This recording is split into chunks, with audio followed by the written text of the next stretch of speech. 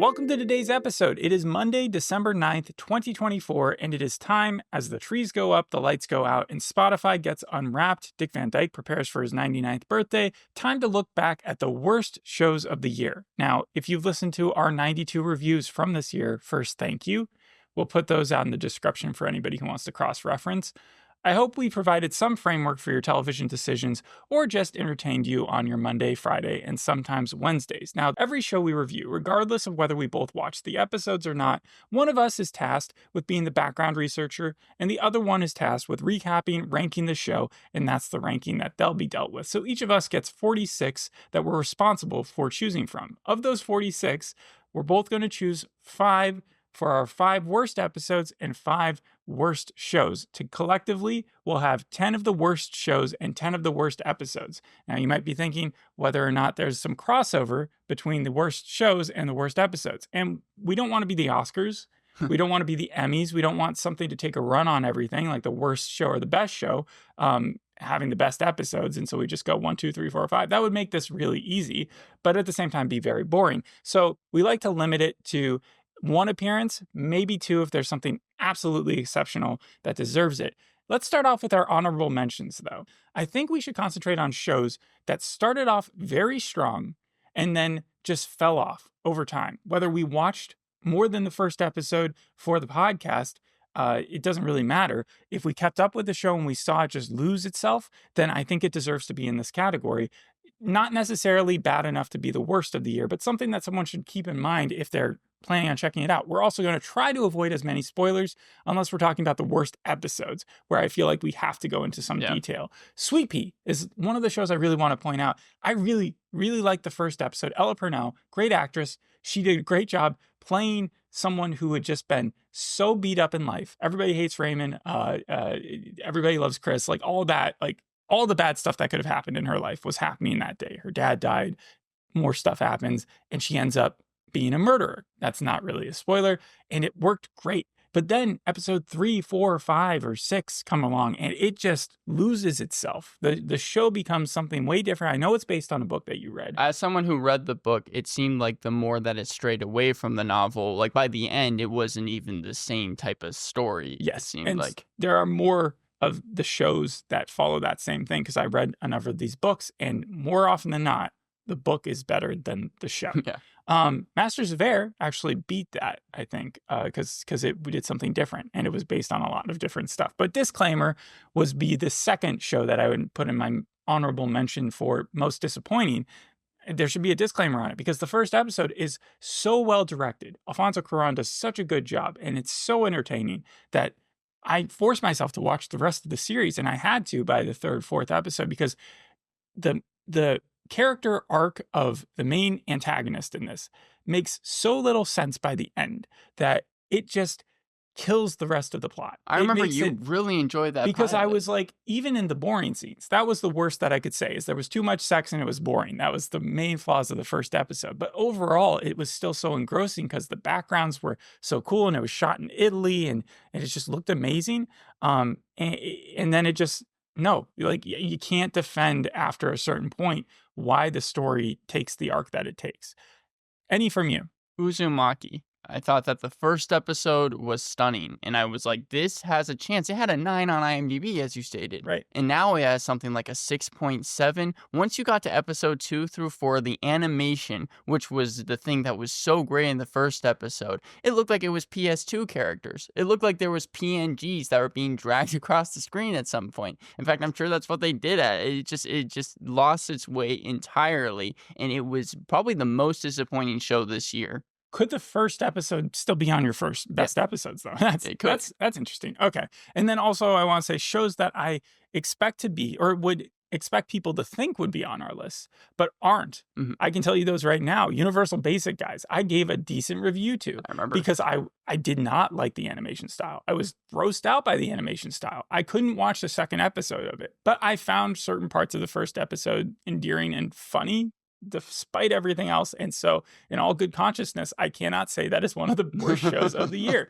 And then there are shows that we didn't even watch that are obviously going to be on people's best and worst of. And so like something like Chicken Nugget. I'm sure that may have been on people's best We or were worst stuff. supposed to It's do about, it. I was hoping do that you we could do remember it. what the I didn't want plot you to is? read the synopsis of it, but yeah, it's like this woman gets turned into a chicken nugget, A guy's daughter is turned into a chicken nugget. and doesn't her boyfriend and the father have to figure Team out up to like why is she turned into a chicken nugget? figure out what's happening and try to, and I don't know if it got a season 2, but it is a foreign series, and so anybody who wants to go see that should go and tell us what it was about. Any other honorable mentions, or should we just break into this? No, that's about it. Worst shows or worst episodes? Worst episodes. Let's start with that, and we'll go from 5 to 1. I think. Yeah, I mean, Okay. we end with the worst of the worst. Yep. That's Okay. cool. So So you did want to do 5, 4, 3, 2, and then when we do the episodes or the shows, we do that 5, 4, 3, 2, and then we do the worst episode and the worst show next to each Yeah, other. you know what? Let's just do Let's that. just have fun Yeah. with it that way. All right. So high potential. Number 5 for you. Number 5 worst episode is the pilot of High Potential for me. And that show has a very good IMDb rating. I think it's been renewed for a season 2. It is supposed to be the second coming of Psych and Monk. But like I said during the podcast, Caitlin Olsen's career playing tough, foul-mouthed women is she does a superb job in It's Always Sunny. I think the Mick was like her bailiwick. Like that was perfect casting for her. And Curb Your Enthusiasm, we've seen her play that character so well. But don't try to sell me on the fact that she has an IQ of 160.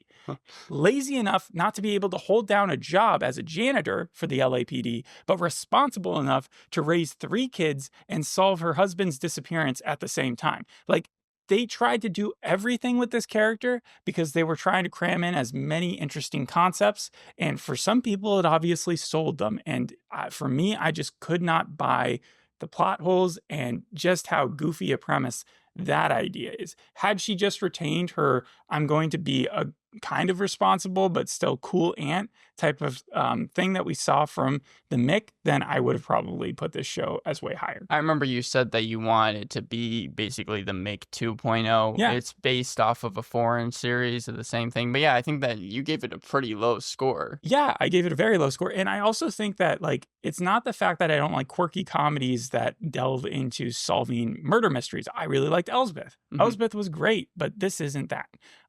Number 5 for you.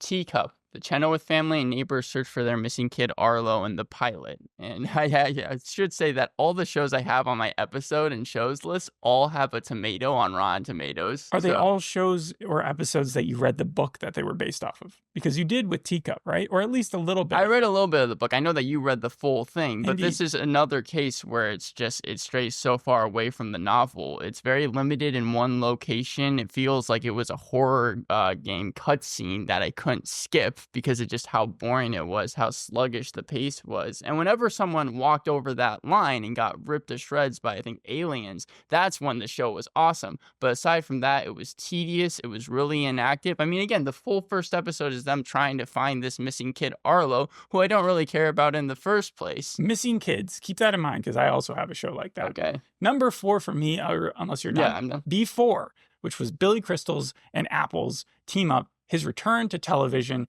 his not return to comedy. That's not what he's doing here. He is in, I would say, sort of an existential crisis at the same time that he's working in a horror with a child, like Omen type figure. Like the kid is haunted, but that kid is also him. There's so many confusing things going on right now. It's a snooze fest.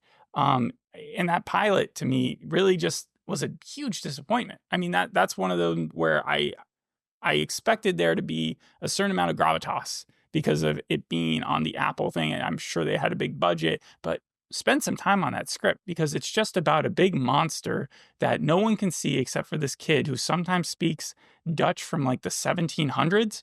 And then he like tries to kill the monster and ends up stabbing real people. Like Feels like a worse version of like Stranger Things mixed with American Psycho, it seems like. It just takes the pacing to a whole different level of slow. So yeah, B4 is my 4th pick. My for worst fourth pick episode.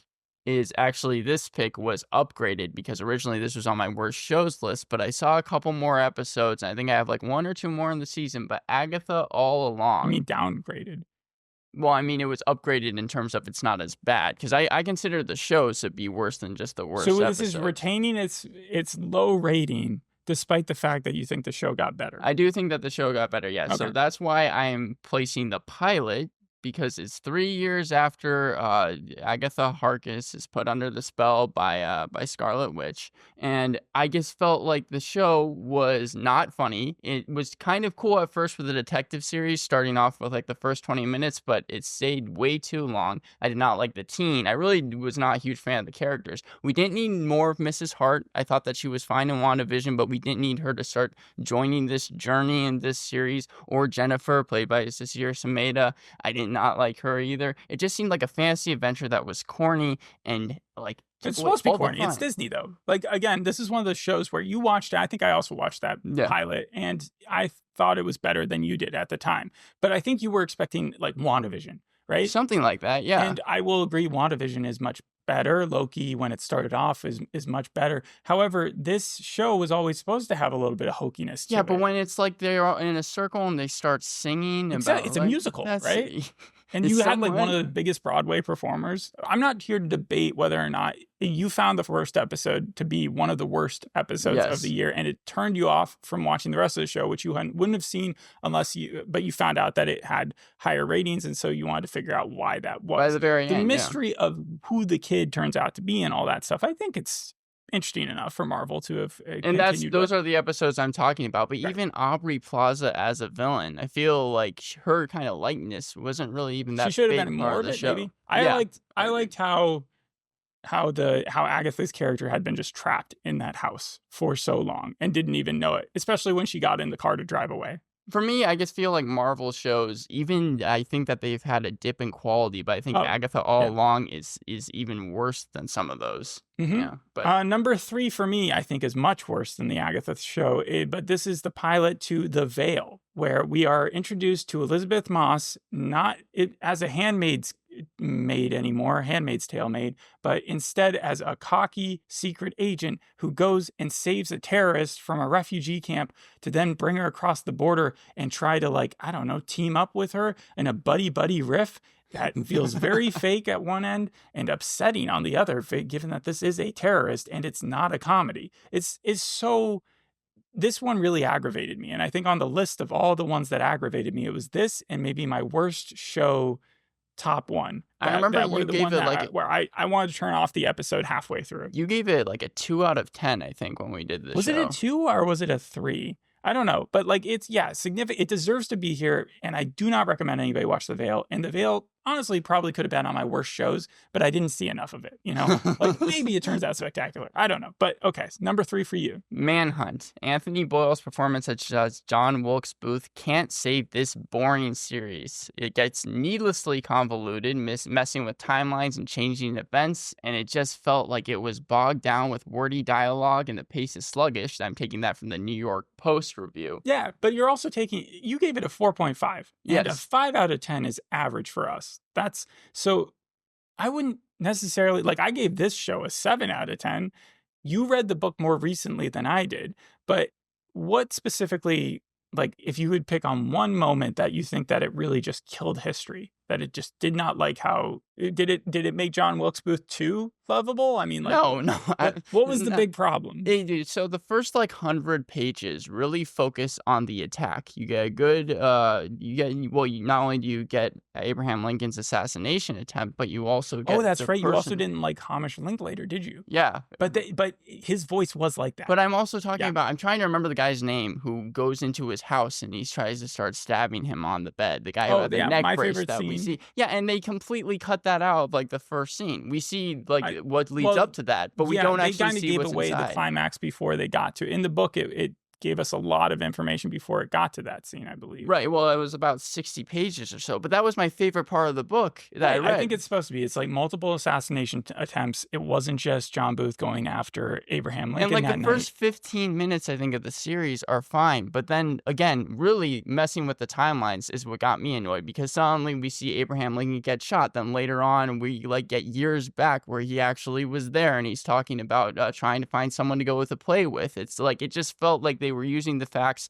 and kind of picking some, but also cherry picking others. Well, no, it's cherry picking is the whole. So just overall, I just felt like the show was boring, needlessly convoluted, and that's why it's number 3 on my list. And I give it a 7 out of 10. The thing is, we can both disagree even now about like what makes a good show. I might go back to watch Manhunt at some point just to see if it gets better.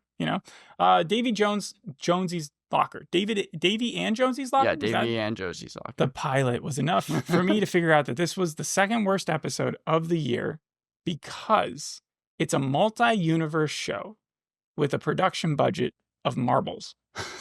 These two girls who are not very endearing, they're not very interesting, they're kind of just, I don't know, snarky and stupid.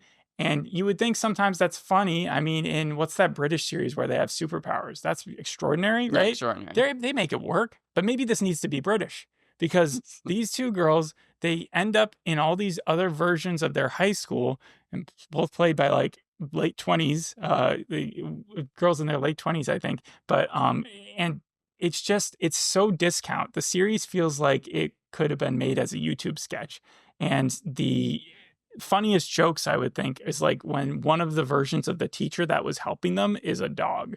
But like there's not a lot to find that you can really, if your brain is fully attached to this thing, that's bad news. It was made for children, right? I mean, I don't think it was. Really? I think this is like legit made for people to just watch. Anybody. It wasn't on Disney, was it? No, I think it was on Hulu. Yeah, it was on Hulu. Okay, so number 2 for you. So this will be the last one before we go to worst shows.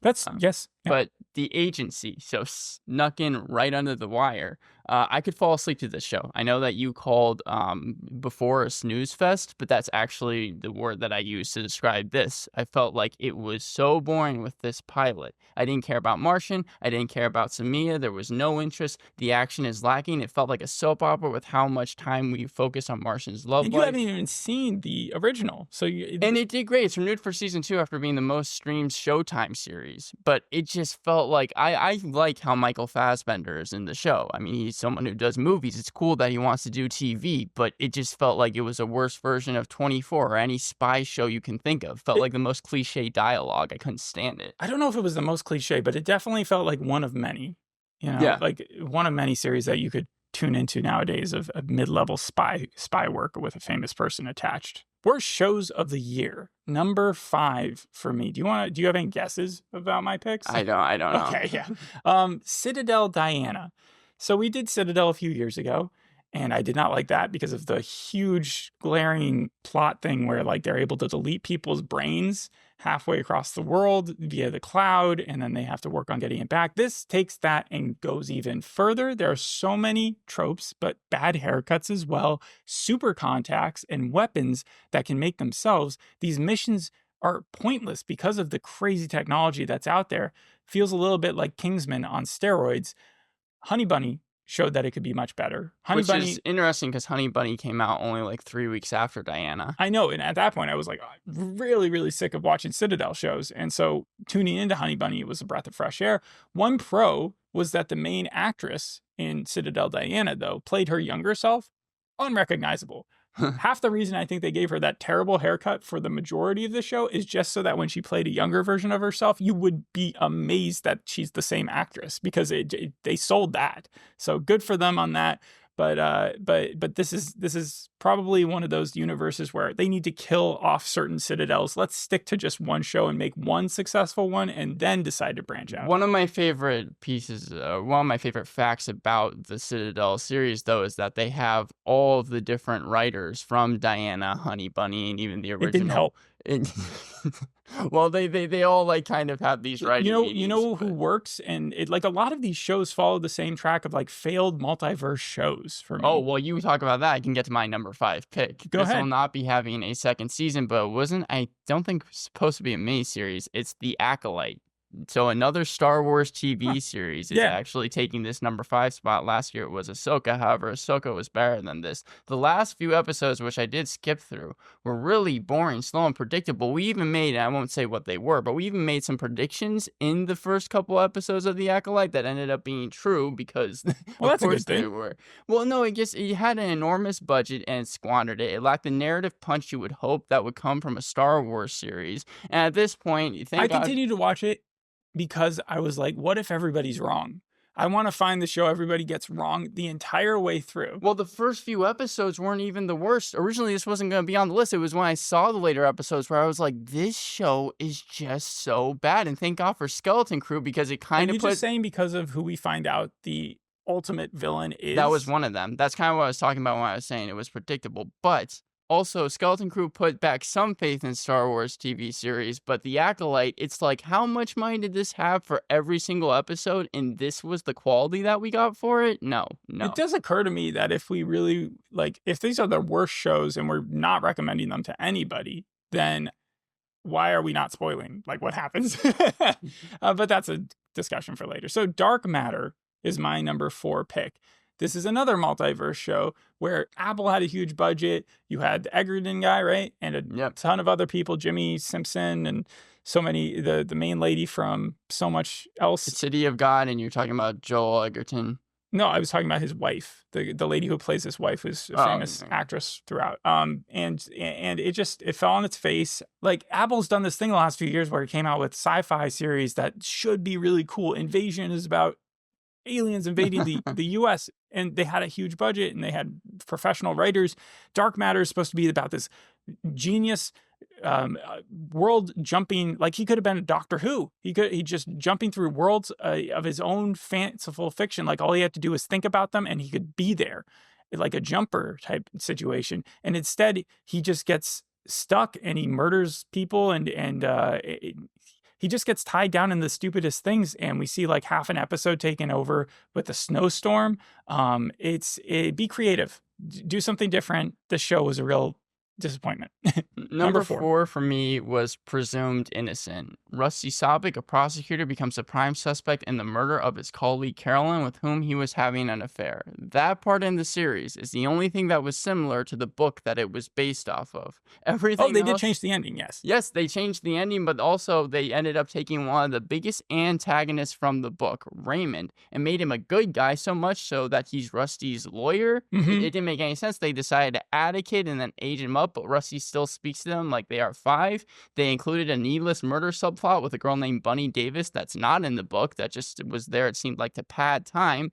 The book was good. The movie followed it very closely. This was almost entirely different, and all of the changes were worse. And don't even get me started about who they ended up changing the killer, which I think was a fine change, but who it ended up being, which was just came across as really silly. Yeah, I mean, it was the family dog, right? It's pretty crazy. Number 3 for me, I have no comments on that. I do know that, sorry, one comment on it. The lawyer has kind of a cool scene, not the one who's representing him. You're Raymond, yeah. Yes, he has sort of a cool scene at some point in their back and forth. You're talking about Bill Camp, I think. Yes, yeah. During the prosecutions, like, whatever. Number 3 is Constellation. Constellation, I have no memory of. Some of these shows, like, we did at the beginning of the year, but, like, I still remember them clearly. Constellation is the only thing I remember about it is it had Mike from Breaking Bad, and it was sort of a space show, but then I think 3 Body Problems, Space Force, like, it all kind of melds together. Like, it's just strange how this show is it's so forgettable. It's actually very interesting you say that, because now the information, I don't remember much. The only thing I remember was that Jonathan Banks was in it. But that is, imagine how bad a show you. And we did that like at March. It wasn't even like one of our really early ones. Yeah, no. So number 3 for me is Constellation. Don't watch it because you won't remember. It's a waste of time. Okay. Number 3 for me was Griselda. I actually ended up giving the pilot a semi-good review. I gave it a 5 out of 10, but I did watch the rest of the series, and the way that they was with this constant need of having to make Griselda Blanco, which after watching Cocaine Cowboys, you learn is a horrible human being, and needing to make her an attractive, likable mother who is roped in due to life constraints. It just seems like every villain that takes center stage in a story has to have that arc. I mean, it's just the mystery, action, and even story by the end got so choppy that I was glad that I didn't have to watch anymore, despite hoping the series would get better. If you remember, I said at the end of the first episode, it kind of gave me false hope because it was action-packed, but it just seemed like the way that they changed events, like especially a certain event happening with a kid. It sounds like you are, in your old age, you're getting more and more like I was when I watched like The Imitation Game. Was that the name of the movie? Yeah, the Benedict Cumberbatch movie. movie. I read up afterwards about how it had taken so many liberties and just gotten kind of more upset with it. But the thing is, Griselda is such a horrible person. But like an entertaining story in and of itself. I think the most egregious part of the rest of the series, from the limited amount that I saw of it, was when they brought in the cop storyline and you started seeing their perspective. Right. Usually that's the part that you would expect to be the most accurate. But really, I think it's just like, we're going to reduce it down to like one main cop who really dislikes Griselda and wants to go after her. That's where they did that in several shows this year. Yeah, they did it in Sweet Pea, and they did it in the most recent show that we just, not Agency, but the one before that or something. One of them I have coming up, actually. Yeah, and then also in with the Eddie Redmayne show, The Day of they the reduce Jackal. it down to like one crazy, like, this isn't Catch Me If You Can. You can't just give one character the job that a whole team would And it normally always have. seems like when they give that character, that cop, kind of Painkiller, they did it in that too. the one that did all this stuff, it almost seems like they're giving that cop too much credit. Usually, Absolutely. it's a ton of cops that ended up being able to figure it out, kind of putting together the puzzle pieces. I'm having flashbacks to a book that you read where you made the same argument about how they took several different cops in a story. Or is that the one that Yep. you're going to be? All right, great. So number 2 for me, worst shows of the year. This probably is on everybody's list, but for me, I actually gave it a slightly positive review, more so than all these other ones, until I watched the rest of the series. I was really hoping that my low expectations for it would pan out and make it okay, but it's Rick and Morty the anime. I still think the show got too much hate for what it is. They made it seem like it was the worst show of the decade. So this is your second worst show Of the year. But and you're saying it people got too treat much it hate? like it's the worst show of the decade. And I'm saying this is so off what Rick and Morty is. Like, I have no connection between the original series and this, that this just feels kind of like a fan-made fun little rhyme thing. But it reminds me of Fantasmas, really. So absurd, so surreal, so not to be taken seriously. But clearly there is some canon stuff that they tried to put in there that just did not work. And that is why it still made its way onto the worst shows of the year. Okay. For me, number 2 was Twilight Gods, which at first was always going to be on my worst of list, but the more and more I thought about it, the more and more I disliked it, which is why it's so high on my list. This was lame, despite it being based on Norse mythology. But what about Zack Snyder? I don't care. It tries to be adult with sex scenes and violence, but dozens of other adult animations do it better. Hitmonkey, Primal, Arcane, even Kiteman are better at violence and just being entertaining. This was so boring. And yeah, it's cool that Thor is kind of the villain because, usually he's the hero, especially with all the Marvel movies now. And I kind of liked seeing Loki show up and being the person that's supposed to help Sigrid, who is this half giant who is marrying this Viking king leaf. But overall, it just was, even though it was 20 minutes, it felt like 2 hours. You know what's funny? I understand the live action wanting to create the best superhero franchise. But one thing that DC never really had a problem with in the 90s and 2000s was cartoons. There are a lot of famous characters that got their own cartoon, from Batman to the Justice League, Teen Titans. A lot of those shows you're mentioning, like Batman the Animated Series, is number 20 on the top 250. That's early 90s. I was just talking about Justice League type stuff.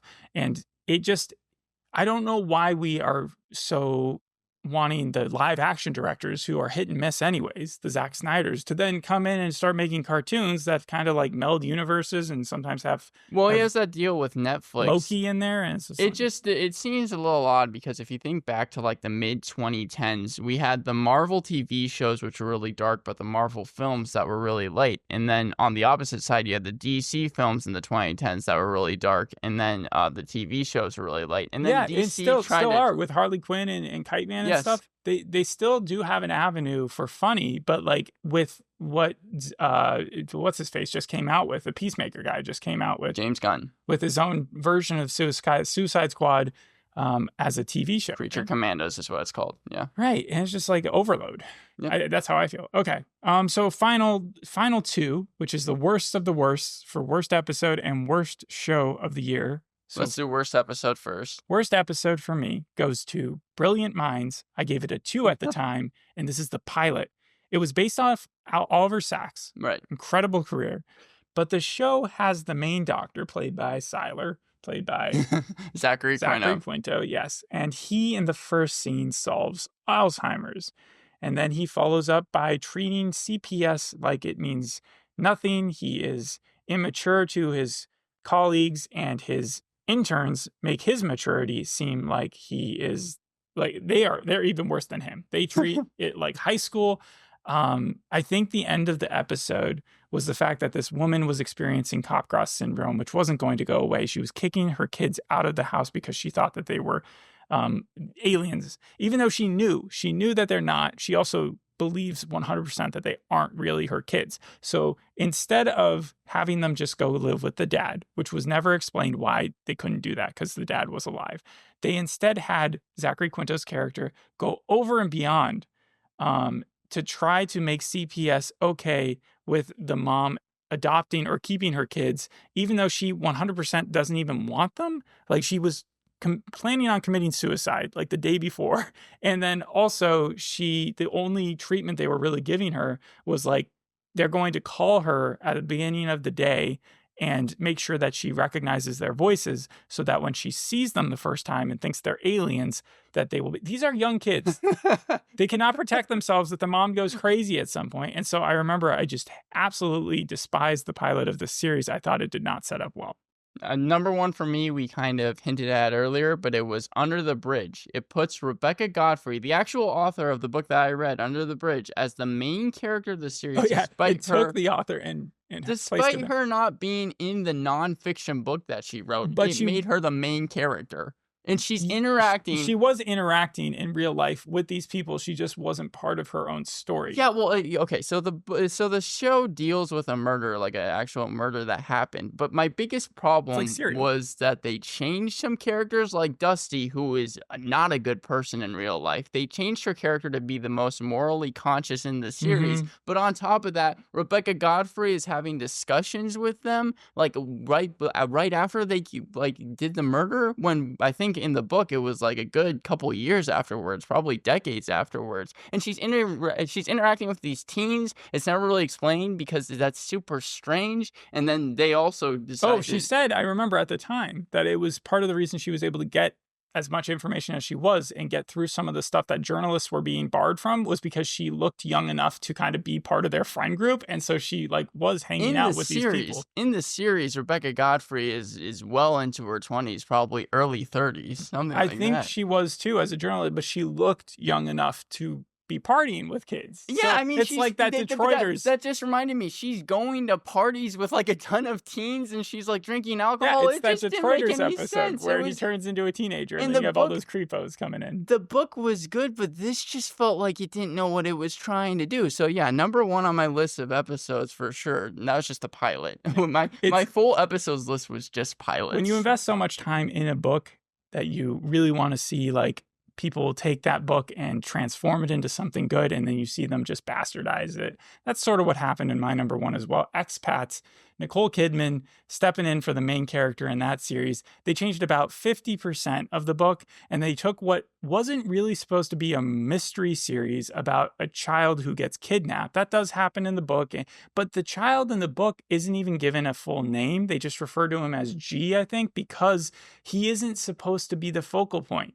He's not. I'll ruin it. You know what? So turn off your. But like, they do not find G by the end of this series. In fact, the whole idea is supposed to be between these three women and kind of motherhood and the impact that takes. But you wouldn't know that watching the first episode of this show, or probably the first few. As I skipped through it, Nicole Kidman is tasked with like kind of being the taken parent, where she's 100% gonna find her kid, Gus, because that's what they've named him now. And so they kind of lied to you about what the premise of the show was. And by the time that you got tricked into thinking, okay, this isn't going to solve this mystery of a murder, or a missing person, it just has them all be friends at the end. All these women have friends. And they could have made the series really interesting because the book is portioned out. Each chapter, I think, is a different character speaking point of view. And so they could have done episode by episode. So we compared it to Skins at the time, where each episode follows one character. Right. That's how the book is played out. But instead, they decided to just play the climax at the beginning, have the entire first episode, the most important part of the book, making everything else feel seamless. Like you just have nothing that you're preparing for. And also those characters are like, the storylines are so meshed and clustered that it just doesn't lead to a good show. And there's so many lingering shots, could have been a lot shorter as well.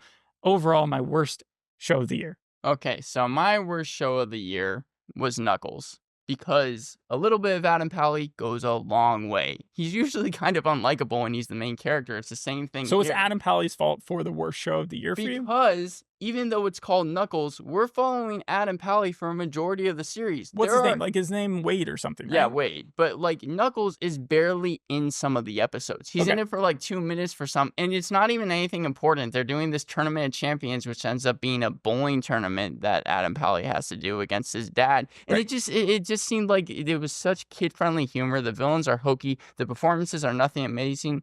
And yeah, I just really did not like Adam Pally. And Idris Elba, it's funny to hear him voice Knuckles in the TV series, but the more that I was watching it, the more it felt like he was just little by little kind of not in the episodes. It was so strange. You think so you're secretly thinking that this should have been like the Wade show with a little Knuckles. Yeah. Maybe if they called it Wade or something and Knuckles was on the poster, then I would enjoy it more. He's relegated to like the back end side of it. He's like a half cop. He's a deputy, right? Yes. He's not even like fully fledged as the main dude.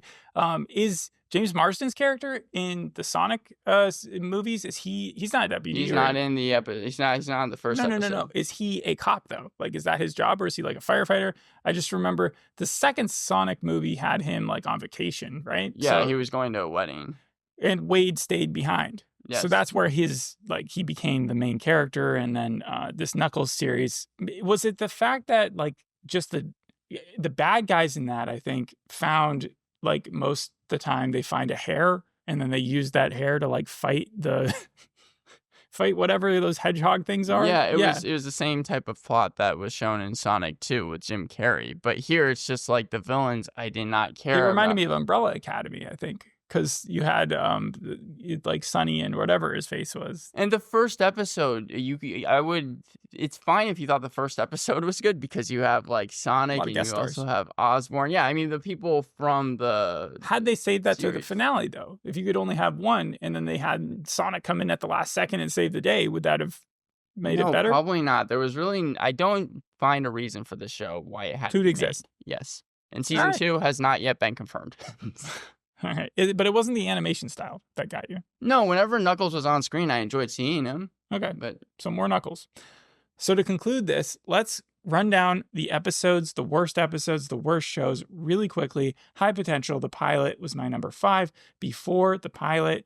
And then The Veil, the pilot. I think these are all pilots. Yeah, Davy Jones' Locker, its pilot. And Brilliant Minds, its pilot. Those are my worst episodes. Mine were all pilots as well. Number 5 was Teacup. Number 4 was Agatha All Along. Number 3 was Manhunt. Number 2 was The Agency. And number 1 was Under the Bridge. Frankly, I think that Before episode 2 was also pretty bad. It might have been able to edge out the pilot if you really want to get technical with what was the worst episode. But they came out together. So it was the premiere.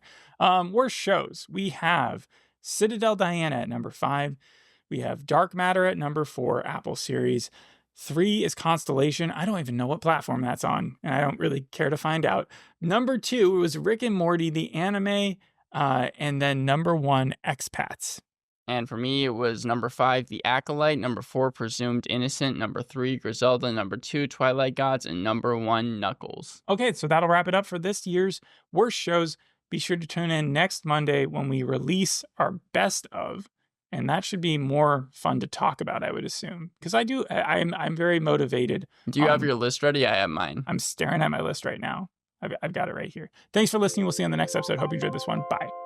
Bye.